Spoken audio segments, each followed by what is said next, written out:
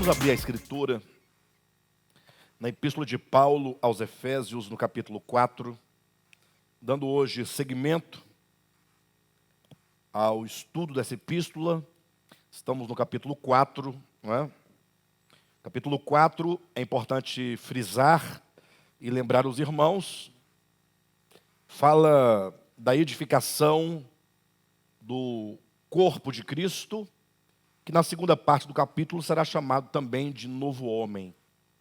Mas tanto o corpo de Cristo quanto o novo homem são aspectos da obra de redenção, da obra de reconciliação, visando a unidade. A unidade fala acerca da obra consumada de Deus por meio do seu Filho, no sentido de que todos os homens, quando creem no Evangelho, quando dirigem o seu olhar, o seu coração para a cruz é o encontro de Deus com os homens, o encontro do homem com o homem, o encontro do homem com os homens. Ou seja, quando nós vamos à cruz é um instrumento de Deus para a destruição de toda divisão, de toda barreira, de toda separação, de toda barreira, de toda parede, né? A expressão do capítulo 2 de Efésios. E quando então a divisão, a barreira, as paredes, o espírito, o ego, quando essas coisas são tratadas no nosso coração, nós chegamos à unidade, que é o objetivo do Evangelho, é o objetivo do supremo propósito de Deus. E como resultado da unidade, nós temos no capítulo 4 a formação, ou que seja, a edificação do corpo de Cristo. Como dizíamos em mensagens anteriores, o corpo de Cristo não é uma doutrina, tampouco se tem acesso ao corpo de Cristo mediante uma carteira de membro, tampouco com batismo em água, ou meramente batismo de água. Nenhum sacramento dá acesso ao homem ao corpo de Cristo, porque o corpo de Cristo é uma realidade espiritual. O corpo de Cristo fala de unidade, fala daqueles que, por experimentarem a cruz, são feitos um só com Deus e um só com os irmãos. E essa unidade é chamada metaforicamente no capítulo 4 de corpo de Cristo e também de novo homem. É por isso que no capítulo 4, a partir do 17, quero que os irmãos leiam comigo, o apóstolo Paulo, ele nos convida a um modo de andar, a um modo de viver, a um modo de proceder. E para tanto, Paulo ele passa a apresentar as características, os caracteres do velho homem, para que nós possamos, pelo poder da palavra, pelo poder do Espírito, ir nos despindo desse velho homem. Leia comigo a partir do 17 até o 24. Diz assim, olha: Isto, portanto, digo e no Senhor testifico, que não mais andeis como também andam os gentios, na vaidade dos seus próprios pensamentos, obscurecidos de entendimento, alheios à vida de Deus por causa da ignorância em que vivem, pela dureza do seu coração, os quais, tendo se tornado insensíveis, se entregaram à dissolução, para com avidez cometerem toda sorte de impureza. Mas não foi assim que aprendestes a Cristo, se é que de fato tendes ouvido e nele fostes instruídos, segundo a verdade em Jesus, no sentido de que, quanto ao trato passado, vos despojeis do velho homem que se corrompe segundo as concupiscências do engano, e vos renoveis no espírito do vosso entendimento, e vos revistais do novo homem, criado segundo Deus, em justiça e retidão procedentes da verdade. Então vejam, meus queridos, o apóstolo Paulo, quando então ele fala acerca da edificação do corpo, ele fala da formação do corpo de Cristo, enquanto o resultado da unidade, logo a partir do 17 ele passa a apresentar qual é a condição dos gentios. Mas observe que não tem o apóstolo Paulo o propósito, como aconteceu no capítulo 2, de fazer uma descrição dos gentios para mostrar a condição dos gentios. Pelo contrário, o apóstolo Paulo, no capítulo 4, ele faz um rogo a que nós andemos em unidade, a que nós possamos fazer valer a cruz, a mensagem da cruz, no sentido de que o ego seja destruído. Por isso que então, a partir do 17, ele passa a fazer referência a um modo de andar daqueles que creram no Evangelho, daqueles que creram na cruz de Cristo. Então ele começa dizendo, isto, portanto, digo no Senhor, testifico, que não mais andeis como andam os gentios. Nós falamos na semana passada sobre esse andar, né? Importante, quando nós lemos a Bíblia, nós discernirmos o sentido daquilo que está sendo dito. Infelizmente, quando nós lemos, nós brasileiros, de uma maneira geral, ao lermos um texto, a gente lê pela leitura, não lemos muitas vezes pelo sentido. As pessoas leem para dizer, olha, eu li o capítulo 4, eu concluí a leitura do capítulo 4, mas não se atenta, muitas vezes, para o que está sendo dito, para o significado daquilo que é dito. Quando Paulo diz que nós devemos andar não como andam os gentios, que nós devemos andar agora como um novo homem, esse andar implica necessariamente o nosso viver, a nossa existência, a nossa experiência com o mundo, nossa experiência nos nossos relacionamentos, em todos os sentidos, com tudo que nós nos relacionamos, isso constitui o nosso andar.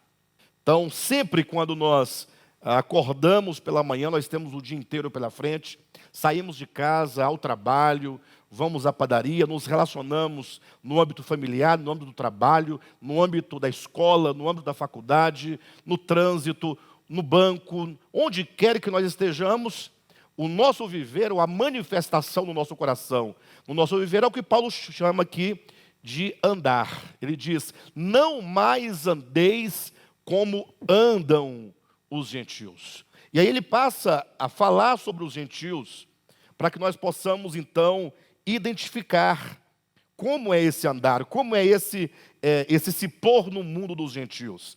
E a primeira característica, nós falamos aqui na semana passada, é o que no versículo 17 diz que eles andam na vaidade dos próprios pensamentos. Quantos irmãos quiserem entender melhor essa expressão, volte à mensagem anterior, já está postada no nosso site, né? Lá no Devap, www.devoltapalavra.com.br. No 18, Paulo continua dizendo que os gentios andam obscurecidos de entendimento.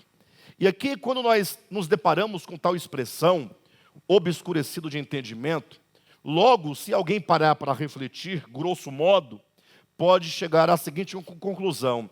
Ora, como pode o gentio andar obscurecido de entendimento? Logo o crente pode pensar, não, os gentios podem até andar obscurecidos. Nós cristãos, nós não andamos obscurecidos de entendimento. Ora, o que significa um entendimento obscurecido? Ora, nós vivemos no século 21.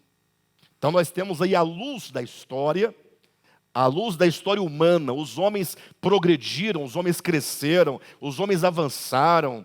Já passamos por quase que uma dezena, uma dúzia de revoluções. A cada revolução o homem avança, o homem cresce, a mente do homem se abre para interpretar o mundo, para compreender o mundo, para compreender as pessoas, as coisas, as instituições. Como pode o gentio andar obscurecido de entendimento? E como pode o próprio crente, porque aqui é uma advertência, quando Paulo diz, não andeis como andam os gentios, obscurecidos de entendimento, ele está dizendo que é possível que um crente, um servo de Jesus Cristo, alguém que creu no Evangelho, de alguma maneira ele pode eventualmente andar obscurecido de entendimento. Mas quem é a pessoa, hoje, do século 21, sobretudo os crentes que têm a Bíblia, leem a Bíblia, ouvem mensagens, cantam hinos, congregam, quem pode dizer o que seria obscurecido de entendimento? Ou quem diria, é verdade que é possível que eu ande obscurecido do meu entendimento? Então nós temos que entender essa expressão, obscurecido de entendimento, para que nós não venhamos a cair neste mal. Para tanto, para entender essa expressão, eu quero convidar os irmãos a pensarem comigo Gênesis capítulo 2 e Gênesis capítulo 3. Eu vou trazer aqui algumas proposições que estão nesses dois capítulos de Gênesis. Quero que os irmãos entendam cada uma das proposições, para chegarmos aqui em Efésios capítulo 4, e os irmãos entenderem o significado de obscurecidos de entendimento. Veja, lá em Gênesis capítulo 2, nós temos o homem criado, e é dito que havia duas árvores principais no jardim. Pense comigo essa primeira proposição. Uma dessas árvores era a árvore do conhecimento do bem e do mal. No âmbito da revelação, a árvore do conhecimento implica o momento em que o homem criado chegaria, na sua experiência, a ter as faculdades do seu entendimento, da sua cognição, abertos para o conhecimento. Por isso que é a árvore da ciência, do bem e do mal. Então, nesse sentido, até esse primeiro ponto, podemos afirmar que fatalmente o homem chegaria a ter as suas faculdades abertas para o conhecimento do bem e do mal, do certo e do errado, da luz e das trevas. Até porque, pela própria natureza da criação do homem, Deus criou o homem para ser um ser inteligente.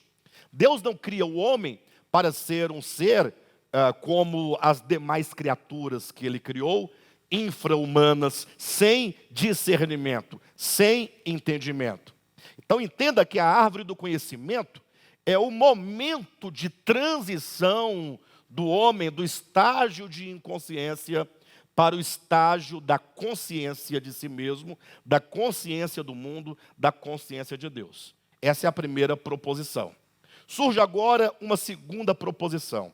Alguém pode perguntar: pastor, mas se era desejo de Deus que o homem chegasse a esse discernimento, por que então é dito que o homem não deveria comer do fruto dessa árvore, porque comendo ele morreria?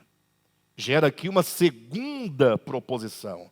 Veja que o comer da árvore do conhecimento, esse verbo comer, lá do hebraico, hakar, significa viver por meio de. Seria mais ou menos como se Deus dissesse: ora, quando o homem atingisse o auge da sua cognição para discernir o bem ou o mal, se ele passasse a viver por meio do conhecimento, se ele fizer do seu conhecimento o seu braço forte, a sua fortaleza, fazer do seu entendimento, da sua capacidade de discernimento, o seu próprio caminho sem Deus, isso levaria o homem à morte. É o que está lá em 1 Coríntios, quando Paulo diz que o amor edifica, mas o conhecimento ensoberbece. Ou seja, se o homem fizesse do conhecimento um meio para, por meio do conhecimento, viver independente de Deus, isso causaria a morte. Por isso é que a serpente, preste atenção, lá daquele diálogo com a mulher, ela diz assim: olha, você deve comer desse fruto, porque comendo, fazendo do conhecimento a sua força, o seu caminho, a sua independência, ele diz: você será como Deus. Então veja que nós temos aqui dois pontos. O primeiro é, comendo, ou melhor, aquela árvore implica o estágio de conhecimento. Mas agora, comendo do fruto, vivendo por meio do conhecimento, diz a serpente: serás como Deus. E a pergunta que eu faço para vocês é: será que a serpente mentiu? O que a serpente queria dizer, serás como Deus? Veja que quando, tão logo, de acordo com o registro de Gênesis, o homem e a mulher comem daquele fruto, o próprio Deus declara no capítulo 3, salvo engano, no versículo 21, né? O homem se tornou como um de nós. A serpente diz: serás como Deus. Deus agora diz: o homem se tornou como um de nós. Qual a relação do que diz a serpente com o que Deus está dizendo? Quando Deus diz: o homem se tornou como um de nós, e ele continua dizendo, vírgula, conhecedor do bem e do mal.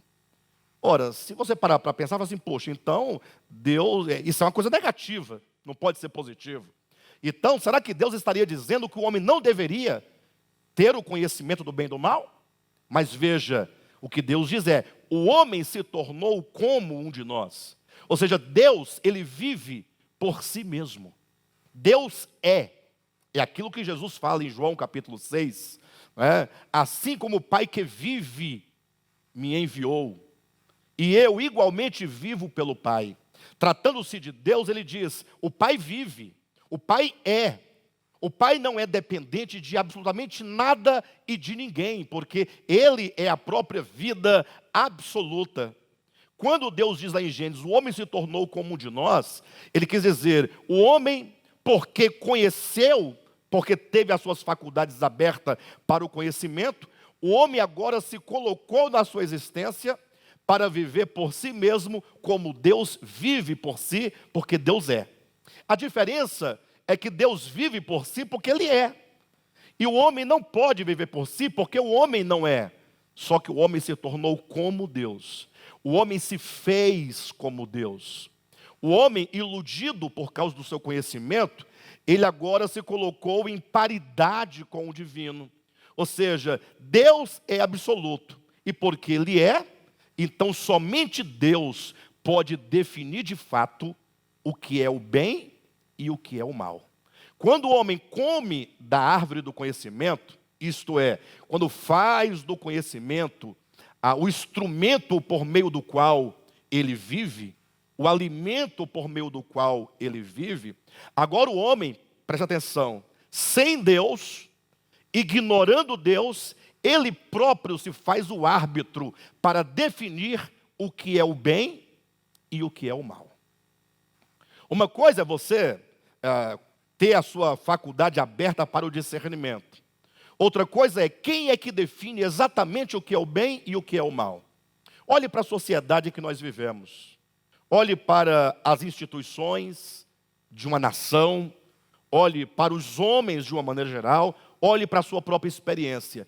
Quantas vezes nós cometemos grandes erros na nossa trajetória de vida, na nossa existência, e chamamos aquilo de bem.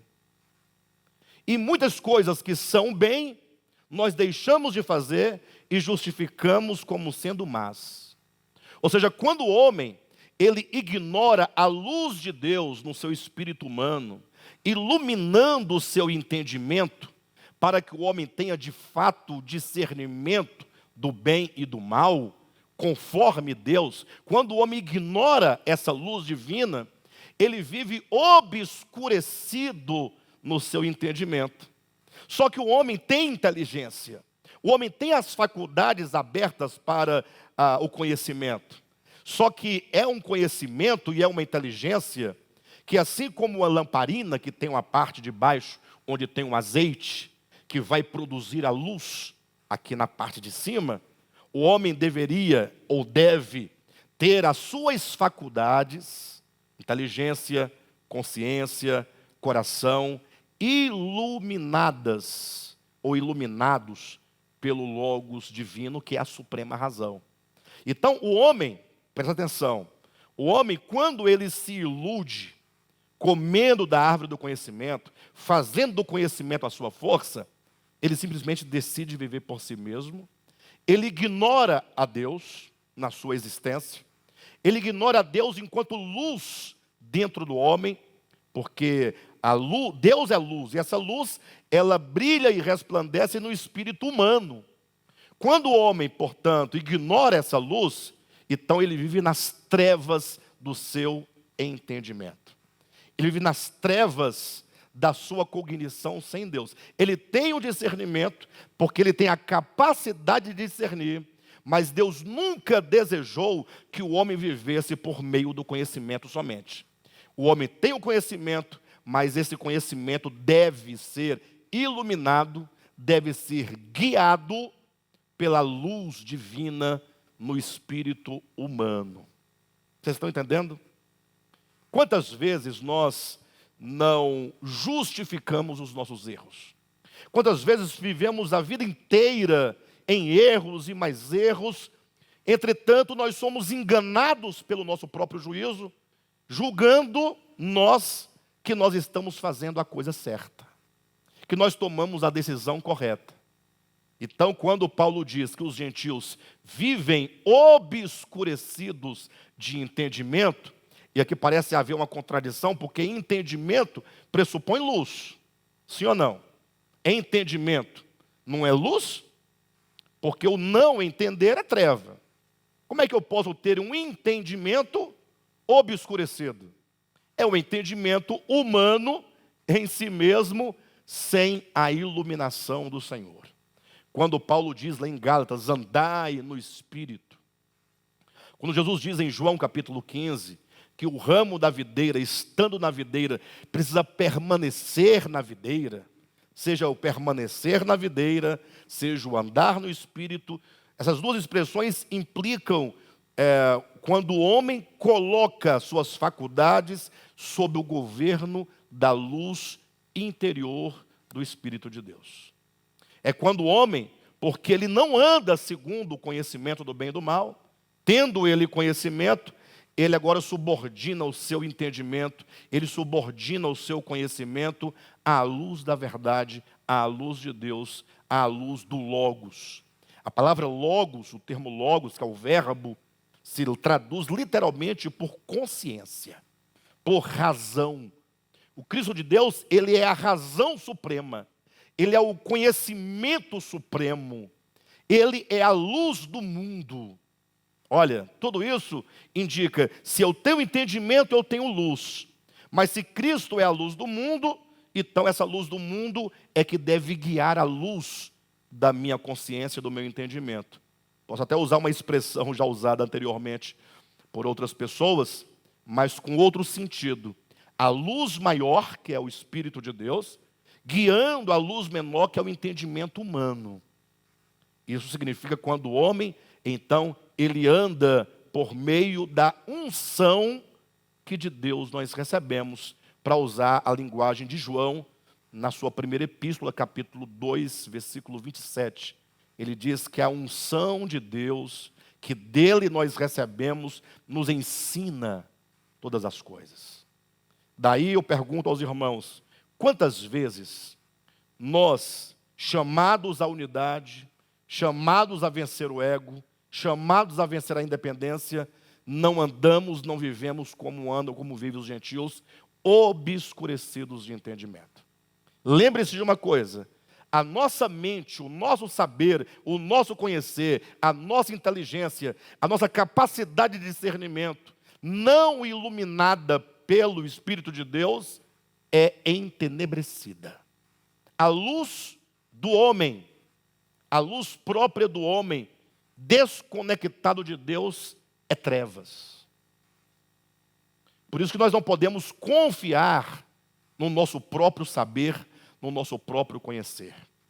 Nós vamos encontrar dezenas de textos, tanto nos livros de Salmos, quanto em Provérbios, quando homens naquele tempo, iluminados por Deus, já vislumbrava o sentido de uma vida de andar no Espírito, quando eles diziam, olha, o homem pode fazer planos, mas a resposta certa vem do Senhor. Eu pergunto para vocês, quantos levam a sério esta verdade?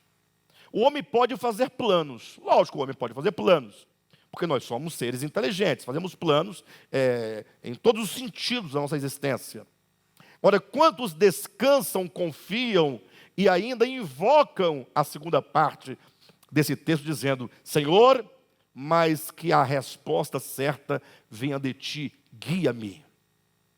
O problema é que nós vamos traçando planos, vamos traçando caminhos, vamos tomando decisões, simplesmente porque a nossa mente e o nosso entendimento fala, não há nenhum mal nisso e nenhum mal naquilo. Lembrem-se que andar por fé é andar na dependência de Deus. Lembram-se que lá, quando Deus chama Abraão, Abraão é o pai da fé. Pai da fé, não que ele gerou a fé, mas ele é o pai da fé no sentido pedagógico para dizer que ele representa, ele é o protótipo daquele que é chamado e daquele que atendeu e daquele que caminhou por fé. Então ele foi chamado por fé, ele atendeu ao chamado pela fé e ele andou por meio da fé. Então quando você olha para Abraão, você tem um modelo. Quando Deus chama Abraão, sai da tua terra, da tua parentela, da casa de teu pai, e vem para uma terra que eu te mostrarei. A primeira coisa é, Senhor, qual é o endereço dessa terra? Onde fica essa terra? Porque ele tendo o endereço, ele tendo o mapa, bastava que ele fosse, porque ele já sabia para onde ir. Mas Deus diz assim, vem para uma terra. Quando ele fala vem, quer dizer, Deus é quem iria guiá-lo todo o seu caminho. Ou seja, Abraão sai sem ter o destino certo, ou melhor, sem conhecer o destino, sem ter o endereço, ele simplesmente segue. Então, isso é andar por fé. Isso é andar na dependência. Então, nós somos chamados a viver a nossa existência aqui na terra como viveu Abraão, pedindo sempre a Deus a direção, sendo orientados por Deus. E aqui nós tocamos num ponto extremamente delicado, porque nós só pensamos que devemos depender de Deus quando as coisas ficam difíceis, né? Quando o alimento acaba, quando o emprego falta, fala, eu estou na dependência do Senhor. Ou seja, eu estou aguardando que Ele intervenha com uma providência, do contrário, eu morrerei de fome. Mas e quando diz respeito a depender na fartura?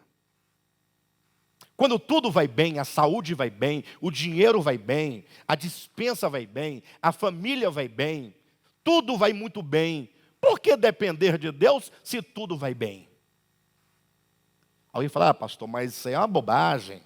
Uma bobagem no sentido de que se eu porventura saio de um trabalho e vou para outro, essa é uma escolha meramente temporal. Deus não tem nada a ver com isso. Deus não intervém nessas questões pequenas da vida humana. Se eu me mudo de uma cidade para outra, se eu vendo uma propriedade, se eu dou alguma coisa, tudo que eu faço, essas coisas pequenas, Deus não intervém. Até parece que nós temos duas vidas. Uma vida que interessa a Deus, outra vida que interessa somente a nós. E da que interessa somente a nós, que é a maior parte da nossa existência, nós decidimos, nós fazemos, nós procedemos, nós guiamos, nós fazemos todas as coisas. Quando Paulo diz, olha, este que foi chamado, capítulo 4, versículo 1, essa vocação, veja que no capítulo 4, versículo 1, Paulo diz, rogo-vos, pois, eu, prisioneiro no Senhor, que andeis de modo digno da vocação a que fostes chamados. No versículo 1 ele fala que existe uma vocação, essa vocação tem uma dignidade, e essa dignidade exige um modo de andar, e esse modo de andar é um modo de viver. No capítulo 4, versículo 17, ele vai dizer que os gentios, se você fizer aqui o paralelo, a relação, são aqueles que, teoricamente, no sentido do texto, não foram chamados. Se não foram chamados, não têm uma vocação, pelo menos por enquanto, no entendimento do texto, né? Não vamos no detalhe, no particular, que fica ruim. Vamos para o texto. Os gentios não foram chamados, não têm o chamamento, não têm a dignidade do chamamento e, portanto, eles não têm compromisso com o andar digno de acordo com esse chamamento. Então, Paulo está dizendo, olha, se você quer andar de modo digno da sua vocação, você não pode caminhar como andam os gentios. Como andam os gentios? Ora, eles andam na vaidade dos próprios pensamentos. Em suma, o que é a vaidade? É o pensar que são sem serem absolutamente nada sem Deus. Achar que são capazes, acharem que são fortes, é o achar que eles são poderosos, achar que são suficientes. Agora, o andar diferente deste, né, seria o andar na dependência, em fraqueza, como o apóstolo Paulo diz em 2 Coríntios capítulo 3, quando ele fala sobre a obra do ministério. Imagine só, Paulo, ele sabia de tudo do ministério da nova aliança. Ele conhecia tudo, Deus não falou para ele. Ele não foi arrebatado ao terceiro céu, ao paraíso. Ele não teve tantos arrebatamentos que não foram nem mencionados na Bíblia. Ele não ouviu coisas inefáveis que ao homem não é lícito referir. Não foi preciso colocar nele um espinho na carne para que ele não se orgulhasse das grandezas da revelação. Porque então ele dizendo sobre a nova aliança, ele diz: a nossa suficiência vem de Deus. Isso é dependência. Isso é sabendo não saber. Isso é sendo não ser. Porque se Deus coloca em Paulo um espinho na carne, para que ele não se orgulhasse, é porque ele tinha. Mas ele tinha, não é porque ele tinha de si. Ele falou: eu sou o que sou pela graça de Deus. Isso é dependência.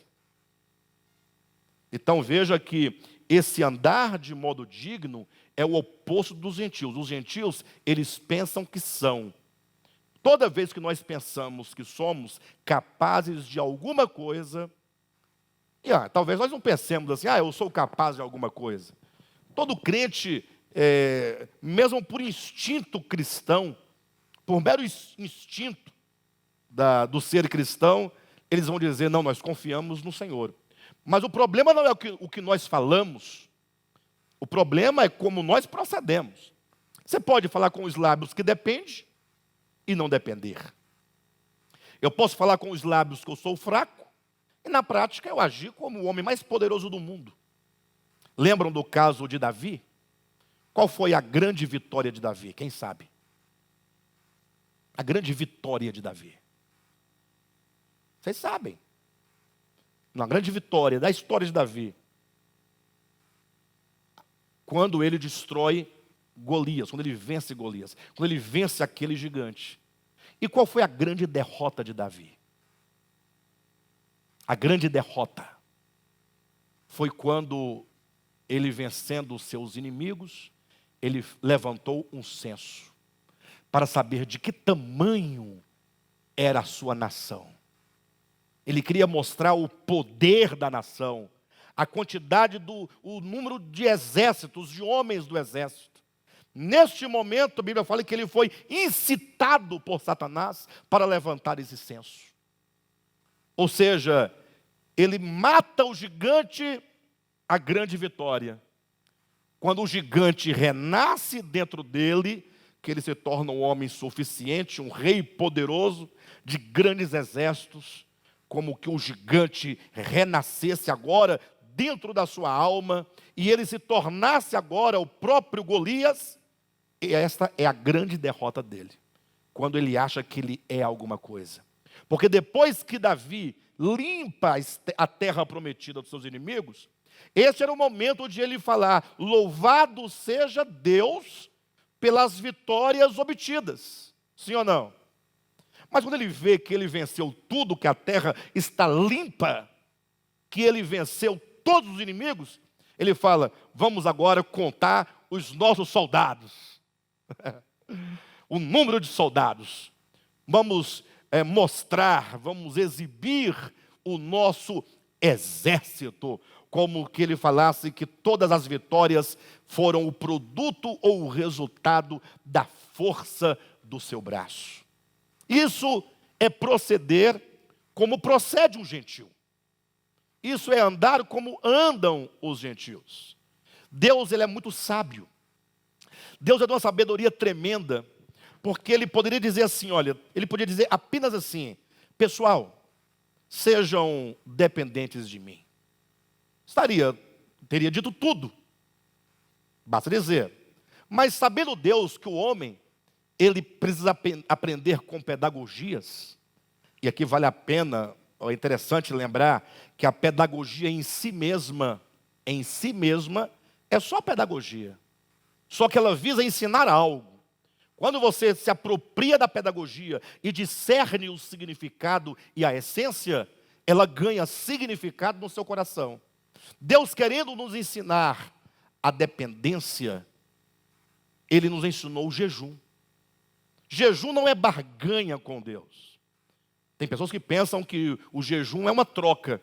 Eu vou jejuar para Deus, para Ele me dar um emprego. Ele jejua e convence a Deus pelo seu sacrifício de que agora ele merece o emprego. Errado. Esse é o jejum dos fariseus e escribas. Jesus condena esse tipo de jejum. Jejum significa dependência. O maior exemplo do sentido do jejum é Jesus, que depois de ter jejuado 40 dias, 40 noites, chega ali o diabo e lhe diz: se tu és o Filho de Deus, transforme essas pedras em pães. Ou seja, você jejuou 40 dias, está faminto, está com fome, por que não come? E Jesus diz: Satanás, você não sabe o significado do jejum. Depois de eu ter jejuado 40 dias, 40 noites, eu estou saciado. Porque não só de pão vive o homem, mas de toda palavra que procede da boca de Deus. Jejum é viver, não só de pão vive. Então o homem vive de pão? Vive. O homem vive da palavra de Deus? Vive. Portanto, quando se abstém do alimento físico, numa dependência da palavra de Deus, isso é viver. Jejum, portanto, é sinônimo de alimentar-se da palavra. E o alimentar-se da palavra é não somente um submeter-se a Deus, mas é um depender plenamente de Deus, como que dissesse: o Senhor é a minha força, o Senhor é o meu alimento, o Senhor são os meus nutrientes, ou os nutrientes de que eu preciso para viver. Então o jejum é sinônimo de dependência de Deus. Por isso que Jesus, falando com os discípulos de João, ele disse: olha, os meus discípulos hoje não jejuam, porque o noivo está com eles. Ou seja, porque está tudo bem, porque nada lhes falta. E quando nada lhes falta, eles se sentem o quê? Saciados, se sentem protegidos, guardados. Mas quando o noivo for tirado, quando eles tiverem que sair no mundo, tendo embora a presença mística de Cristo com eles, mas na experiência humana, essa experiência mística não aparece. Vocês estão entendendo? Jesus na cruz: Deus meu, por que me desamparaste? Paulo diz: Deus estava em Cristo reconciliando consigo o mundo. Como pode o homem Jesus sentir-se desamparado se Deus estava nele? Não é uma. Mas o homem, nos seus sentidos, no lidar diretamente com o mundo sensorial, imediato e material, ele não pode ver essa presença. Bastasse que eu, Alexandre, nas minhas lutas, visse Jesus do meu lado, e eu dormiria no barco, tranquilamente, no meio da tempestade. Por que nós nos afligimos? Jesus disse: quando o noivo lhe for tirado, essa presença física, não a espiritual, repito, Jesus disse: eis que eu estou convosco todos os dias. Mas a humanidade, no embate do dia a dia, do mundo sensorial, material, diante das adversidades, esses discípulos, depois que o noivo fosse tirado, aí eles jejuariam. Por que jejuariam? Porque sentiriam a profunda necessidade da presença. Daquela presença que eles tinham antes da morte, ressurreição e ascensão do Senhor. Então, o jejum seria, Jesus ensina, é uma dependência, é um querer muito se alimentar, tomar do Senhor para si. Então, o jejum ensina a dependência. Vocês entendem? Não basta você ficar com fome. Por isso que o jejum não pode ser planejado. Não pode ter um calendário de jejum. O jejum tem que nascer como uma decisão espontânea de alguém que não se alimenta porque está em profunda aflição, que o leva a mergulhar em Deus, a ficar na presença de Deus, e de tanto permanecer ali, o tempo passa, o horário do almoço passa, do jantar passa, e ele está mergulhado em Deus, vivendo por Deus. Não só de pão viverá o homem.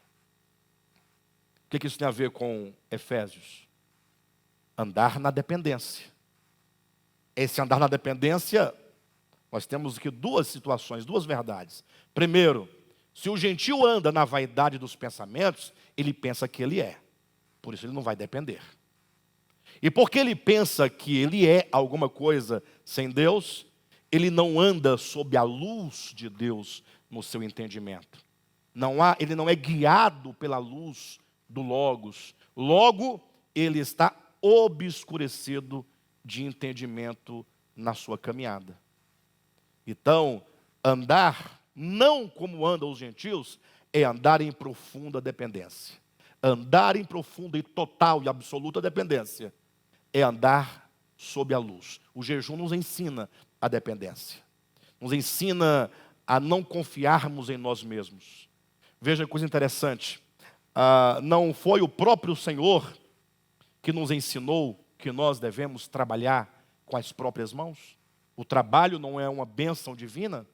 Basta que você leia o livro de Eclesiastes. Tudo vem de Deus. O trabalho é bênção de Deus. Os bens que advêm do trabalho são bênçãos de Deus. Paulo diz: trabalhai dia e noite para não ser pesado no seu próximo. Então o trabalho é uma coisa boa, é uma coisa abençoada. Só que o trabalho humano, ele pode gerar um certo orgulho, uma certa presunção, uma certa pretensão. No sentido de você trabalhar e você conquistar, e quando você então vir a sua conquista, você conferi-la a si próprio. Aí o Senhor entra com a nova pedagogia. Quando o Senhor nos ensina a compartilhar o que nós recebemos, seja por meio de esmolas, usando um termo bíblico, ou seja, quando você oferta ao Senhor a causa de Deus, usando um termo bíblico, é o que Paulo chama de praticar a justiça. Você está aprendendo, naquele gesto de doar, é uma forma de reconhecimento. Interessante que, quando se fala de dízimos, dízimo é doação. Embora definido por lei a quantidade da doação, mas o dízimo é o ato de você separar 10% e entregar. No caso, em termos do Antigo Testamento. Entendam isso. Eu estou tomando o Antigo Testamento para falar sobre o significado do dízimo no Antigo Testamento, que será o mesmo significado das ofertas do Novo Testamento. A essência vai ser a mesma. Não é porque não há a lei do dízimo no Novo Testamento que não existe o princípio do doar. Entendam isso. Há muitas formas de dízimos no Antigo Testamento. Quero que abra o entendimento, porque a gente só ouve o que a gente quer, né? Então, coloca o seu entendimento sob a luz do Espírito de Deus, para que Ele te ilumine. Há muitas formas de dízimo no Antigo Testamento. Não havia só um dízimo no Antigo Testamento. Havia vários dízimos no Antigo Testamento. Se brincasse, 40% de toda a renda de um israelita, de um hebreu, era de dízimo. O dízimo do sacerdote, o dízimo do rei, o dízimo, eram vários dízimos. Um desses dízimos, interessante, está, salvo engano, em Deuteronômio, né? Capítulo alguma coisa. Capítulo, não é 14? Deuteronômio capítulo 14.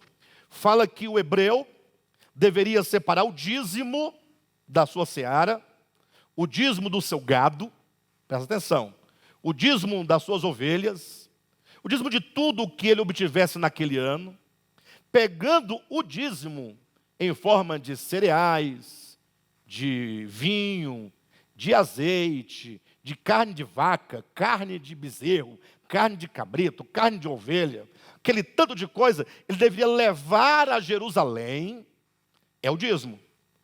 E esse dízimo era para ser consumido pelo próprio dizimista.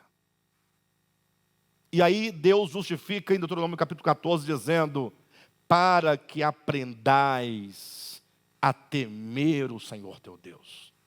A festa que eles faziam, que era a festa de Pentecostes, regado a toda sorte de bebida quente, bebida alcoólica, vinho e churrasco.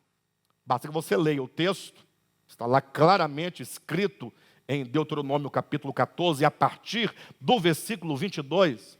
Aquela festa de comer e beber não era uma festa de orgia, como faziam os gregos. E não era um mero churrasco e bebedice para comemorar aniversário de ninguém. Era uma maneira de louvar e de glorificar a Deus, com o entendimento de que toda aquela safra, toda aquela criação era o resultado da bênção de Deus. Portanto, aquele dízimo propriamente dito era uma forma de reconhecimento e, portanto, de dependência. Olha como se lê a Bíblia no sentido orgânico, você percebe o significado de coisas que parecem não ter significado quando lido de qualquer modo.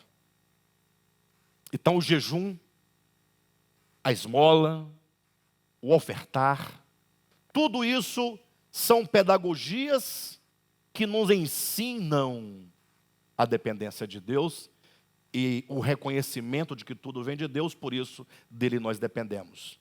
E o que dizer da oração? A oração também não é uma pedagogia divina? Que pedagogia, pastor? A oração é para você orar.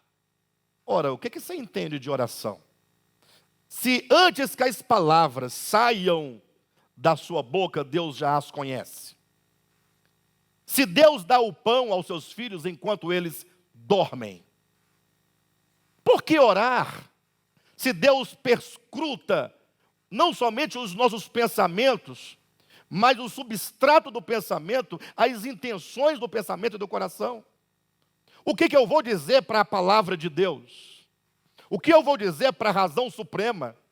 O que eu vou dizer para o onipotente, para o onisciente, para o onipresente? O que eu tenho a dizer para ele que ele não saiba? Por isso que os crentes, por ignorarem esse princípio e esta verdade de que Deus já sabe de tudo porque Ele é tudo, eles fazem da oração um meio de convencimento a Deus. Eles oram para convencer a Deus de alguma coisa. Eles ficam orando, pedindo, até uma hora eu canso Deus e Deus vai ter que fazer minha vontade. O que é um erro. Orar é a maior demonstração de um coração que depende de Deus. Um coração que conversa com Deus, que expõe as suas dificuldades, que expõe as suas ansiedades, que o glorifica, que o louva. Isso só faz e só pode fazer quem depende de Deus.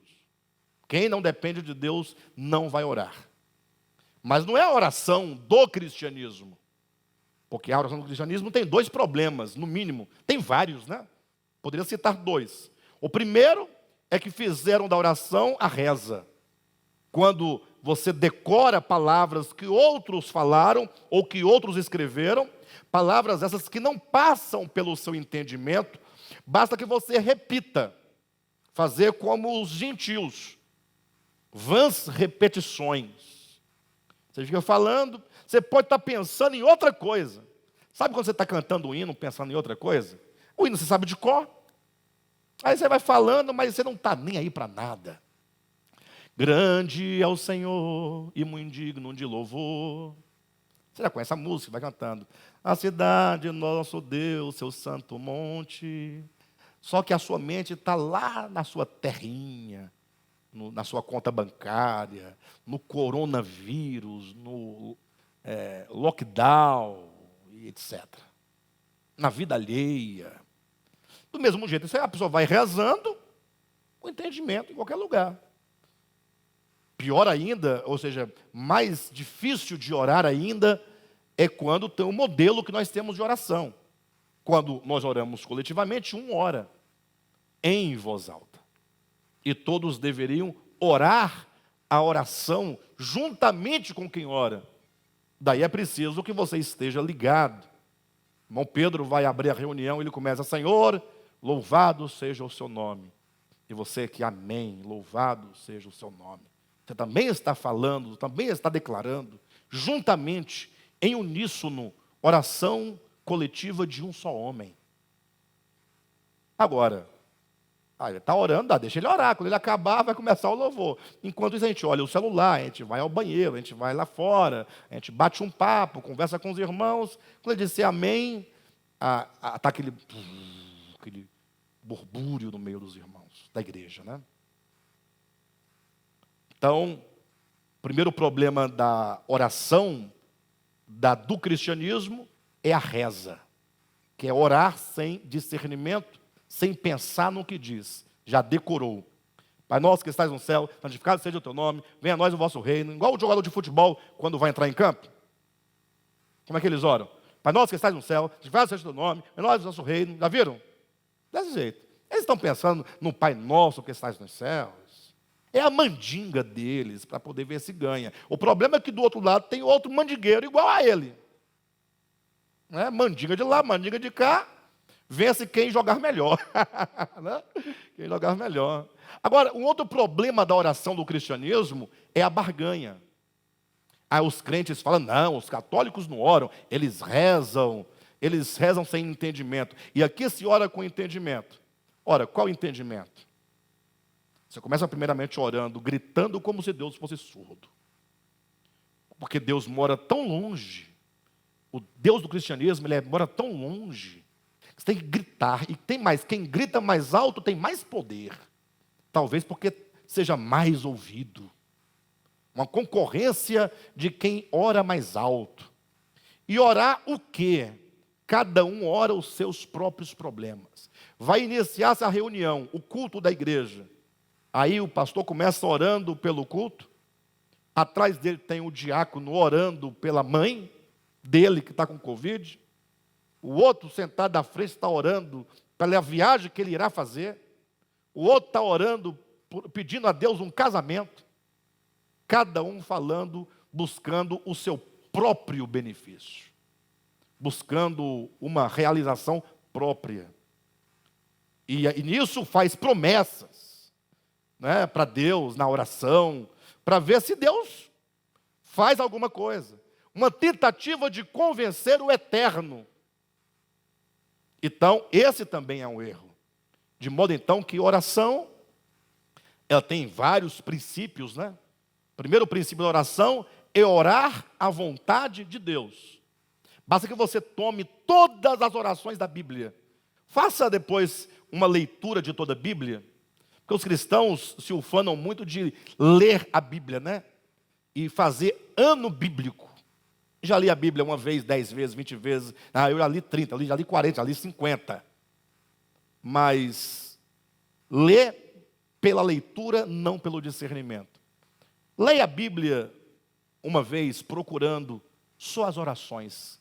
Quando Jeremias orou, quando Davi orou, quando Daniel orou, quando Esté orou, quando Neemias orou, quando Jesus orou, quando os apóstolos oraram, quando Pedro orou, quando Paulo orou, você vai observar que todos os homens de Deus, com discernimento, oraram à vontade de Deus. Primeiramente conheceram a vontade de Deus, e agora eles oraram aquilo que Deus diz que é. E não aquilo que eles gostariam que fossem. Por isso que é dito, né? O que ligardes na terra, terá sido ligado no céu. Pedrão fez menção da versão corrigida. A versão corrigida diz, o que ligardes na terra será ligado no céu. O que é um erro. Porque se o que nós ligarmos na terra será então ligado no céu, quem comanda? Nós. O que nós fizermos aqui, o céu obedece. Mas a versão atualizada diz, o que ligardes na terra, não é futuro? O que ligardes terá sido antes ligado no céu. O terá sido é um futuro antes de um outro futuro. Vocês entendem isso? O futuro perfeito é igual o pretérito mais que perfeito. Não tem o passado? O passado perfeito tem o passado mais que perfeito. Mais. Ou seja, eu me refiro a um passado ontem. Ontem, quando cheguei ao local de reuniões, não é passado? Não, eu cheguei ao local de reuniões quando a Silvia já chegara. Chegara porque ela chegou antes de mim. É um passado depois do passado. Então tem um futuro depois do futuro. São dois futuros, como são dois passados. O que ligardes na terra, o que ligardes é uma possibilidade futura. Terá sido antes, ligado no céu. A igreja liga o que o céu já ligou. Então nós oramos aquilo que Deus já decidiu. A vontade que nós oramos na nossa oração é a vontade dita de Deus. Então a oração é um conhecer a vontade de Deus e agora é um orar a vontade de Deus. Por isso que Jesus nos ensina a orar. E quando ele ensina, as três primeiras proposições é a vontade de Deus, o nome de Deus e o reino de Deus. Encabeça, não é? E depois vem as nossas necessidades, mas não é aquilo que nós julgamos ser necessário, é o pão nosso de cada dia, é a vontade de Deus, que nós tenhamos o pão nosso de cada dia, não o pão nosso da década, nem do século. E assim sucessivamente. Então, o orar é uma forma de dependência de Deus. Quando nós oramos, nós estamos aplicando a pedagogia divina da oração, de maneira prática, mas com o intuito de desenvolver um espírito dependente do Senhor. Pastor, mas o que tem a ver a dependência com como diz o texto de Efésios capítulo 4, versículo 18, né? Obscurecidos de entendimento. É porque um entendimento obscurecido é um entendimento, é uma mente, é uma inteligência, é uma cognição que não se coloca sob a luz maior do Logos, a razão maior, a razão suprema, sob a luz do mundo para ser guiado. E ser guiado é depender. Não mais andemos como andam os gentios, na vaidade dos seus próprios pensamentos, continuando, obscurecidos de entendimento. Terceiro, versículo 18, alheios à vida de Deus, por causa da ignorância em que vivem, pela dureza do seu coração. Que nós temos três coisas que são uma só, ou que uma é parte da outra, uma nasce da outra, né? Ou seja, há um coração endurecido. Esse coração endurecido é um coração que ele não se rende a Deus, ele confia tanto em si, já viveu tanto no pecado, que agora ele se tornou totalmente insensível. Por isso no versículo 19 diz, os quais o quê? Os corações, tendo se tornado insensíveis. Esses homens de coração duro tornaram-se insensíveis. Um coração insensível. Um coração que já não sente mais. Esse coração insensível é um coração que ignora completamente. É um coração ignorante. E ele então é alheio à vida de Deus. Olha que interessante. É dito que os gentios andam alheios à vida de Deus, não porque não tenham a vida de Deus. São alheios à vida de Deus por causa da ignorância em que vivem. É essa ignorância que faz com que eles ignorem a vida divina. Eu sei que o cristianismo, a maioria das linhas teológicas, afirmam que os gentios não têm a vida divina. Ora, mas eles não têm a vida divina, como é que eles vivem? Ah, com a vida humana, vão responder. Ora, e existe vida humana? Quantas vidas existem? A vida que é Deus e a vida humana é o quê? Não pode ser vida. Vida só tem uma. A vida é o próprio Deus. Deus é a vida. Eu sou o caminho, eu sou a verdade, eu sou a vida. Deus é a vida. Deus é vida, Deus é a vida. E tudo o que existe, tudo o que se move, só é possível que se mova e que exista por causa desta vida neles. Só que aí o homem ignora essa vida divina e conclui que a sua existência é uma existência própria, é uma autoexistência. O máximo que o homem consegue resgatar da sua origem é seu pai e sua mãe. Meus pais que me colocaram no mundo. Mas o que Deus diz? No sentido de origem, de vida, a ninguém chameis de pai. Mas como pode a ninguém chameis de pai, se o próprio mandamento diz, honra teu pai e a tua mãe? Não parece contraditório? Não há nenhuma contradição. Honra teu pai honra os teus genitores, que foram instrumentos de Deus para que você viesse à existência. Mas o pai, que é origem e causa de todos, é o que a todos traz à existência, a todos gera. O único Pai, de fato, é o Pai Celestial. Por isso ele diz: a ninguém chameis de Pai, porque um só é o vosso Pai. Então, todos que são filhos deste Pai único e que é Pai de todos, todos trazem a vida que é Ele próprio, que nos faz existir. Quando o homem se dá conta que ele existe em Deus, se move em Deus, que ele existe e ele só pode existir de fato porque Deus é essa sua vida, aí tudo muda. Mas os gentios, eles andam alheios. Eles abrem os olhos e se orgulham que são saudáveis. Eu sou saudável. Sim, é saudável, mas eles não voltam à origem. Eu abro os olhos porque a vida me permite abrir os olhos. Eu caminho porque a vida me permite caminhar. Ou seja, todas as coisas positivas que nós usufruímos no nosso ser são provenientes da vida, são provenientes de Deus. Os gentios ignoram completamente isso, por isso que eles fazem do seu braço mortal a sua força. É o que está em Jeremias, capítulo 17, versículos 5, 6 e 7. Maldito o homem que confia em si mesmo. Quando diz maldito o homem que confia no homem, não é no outro homem.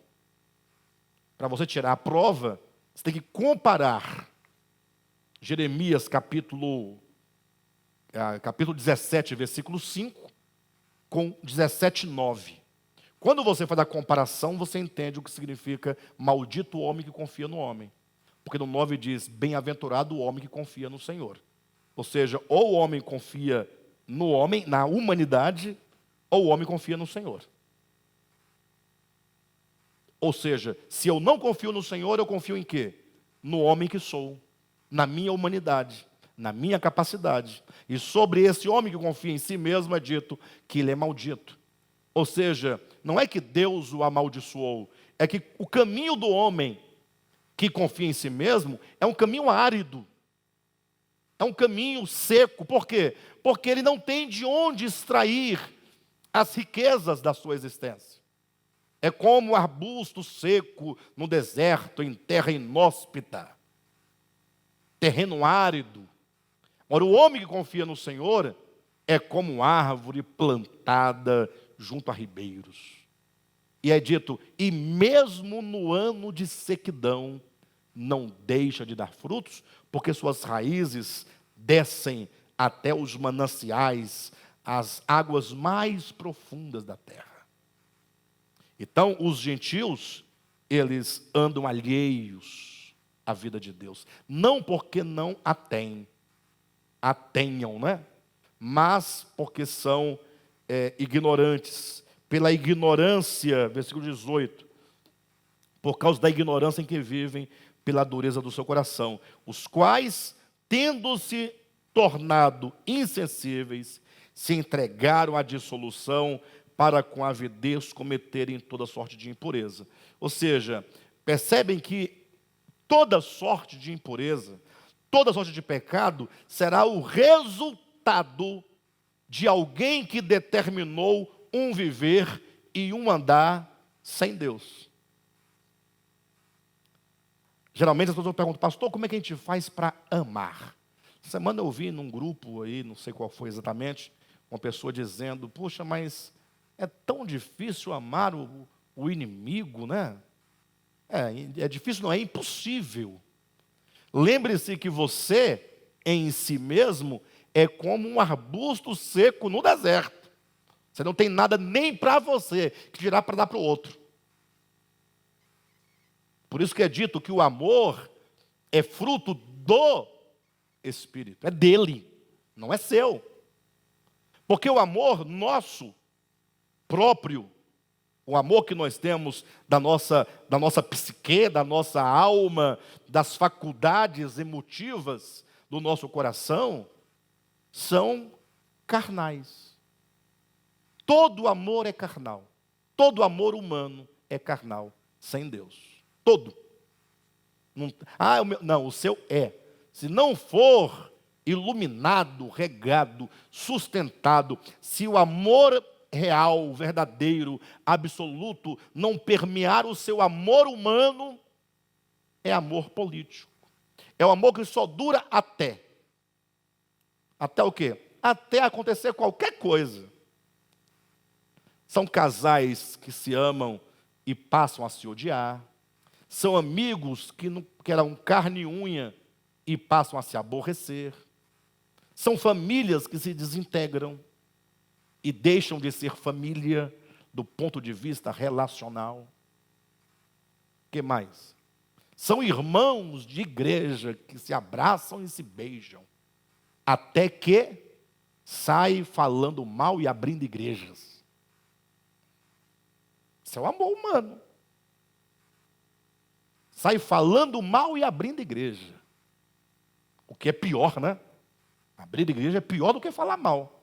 No sentido de que se o que o leva é precedido do falar mal, de um coração raivoso, de um coração invejoso, então essa igreja não pode ser fruto do bem.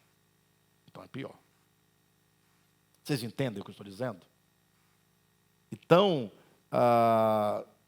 o homem, quando ele depende do Senhor, este homem aqui, no caso, ele recebe de Deus, o Espírito gera nele o fruto, aquilo que o homem em si mesmo não tem, o Espírito Santo passa a gerar dentro dele. Por isso o texto diz, obscurecidos de entendimento, alheios à vida de Deus por causa da ignorância que vive, pela dureza do seu coração, os quais, tendo se tornado insensíveis, se entregaram.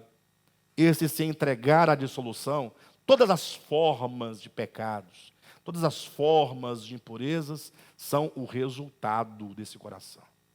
Eu não consigo amar. É o resultado. Você quer amar a partir de um princípio religioso. Vai nunca. Você vai ficar pregando a vida toda sobre o amor sem amar. Vai ser apenas um dogma, apenas uma mensagem bonita. Porque nós não temos de nós para dar. O que nós temos é caído, ou que seja, o que nós temos é carnal. Não é? Então, eu coloquei não conseguir amar, é um aspecto positivo. Amar é positivo. Mas as formas negativas do pecado, seja ela qual for, por que nós queremos nos livrar de tantos vícios e não conseguimos muitas vezes? Não conseguimos nos livrar. Por qual motivo não se consegue? Às vezes, mas eu quero tanto. Eu já tentei, já fiz de tudo, mas é porque o resultado da independência são os pecados. É um resultado fatal. Interessante colocar aqui nesse ponto. Uma das filhas da independência chama-se religião. Então, às vezes, mas eu busco tanto a Deus. Como é que eu busco tanto e o resultado aqui são as impurezas, são os pecados, dos quais eu tento me livrar e não consigo, se eu busco tanto? Você tem que perguntar se o que você está buscando é um buscar a Deus ou é a sua religião. A religião é criada pelo homem, é construída pelo homem. A religião, o homem jamais pode se religar a Deus. Porque é Deus quem busca o homem. É Deus quem reconcilia o homem consigo. Não é assim? Deus estava em Cristo reconciliando. É uma obra divina.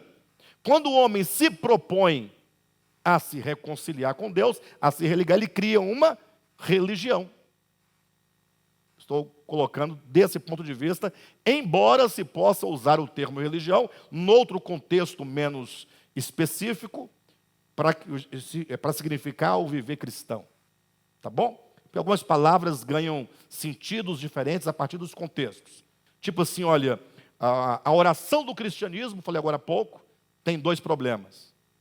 Agora, o cristianismo, o verdadeiro cristianismo, aí estou me referindo, embora com a mesma palavra, mas para me referir não a uma instituição. A língua tem dessas coisas, tá bom? Às vezes eu sou um tanto criterioso, mas nós temos que entender quando não usamos o mesmo critério por falta de necessidade. Tá certo?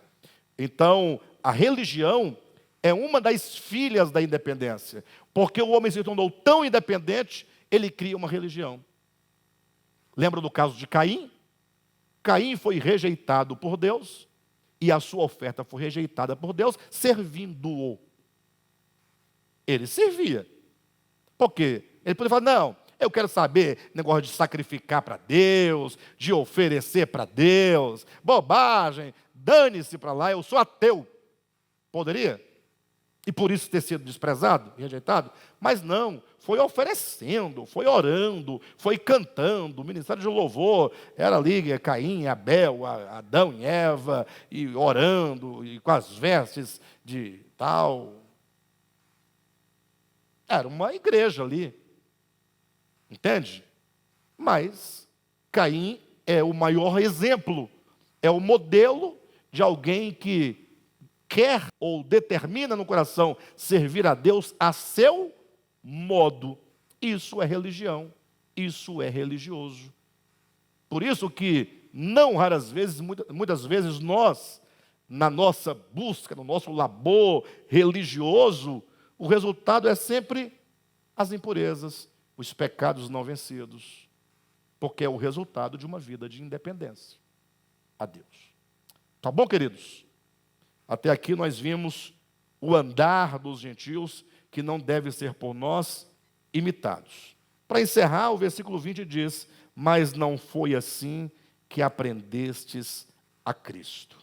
A partir dessa proposição, nós vamos retomar na próxima semana, falando como é que nós aprendemos a Cristo.